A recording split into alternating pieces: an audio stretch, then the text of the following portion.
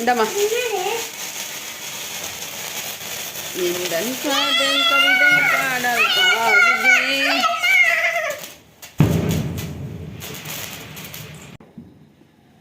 சுகல் இப்படி சுத்து.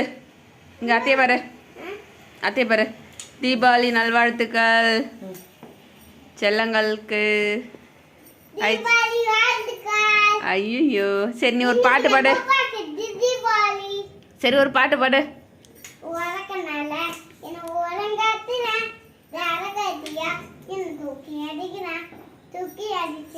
வேற பாட்டு, வேற பாட்டு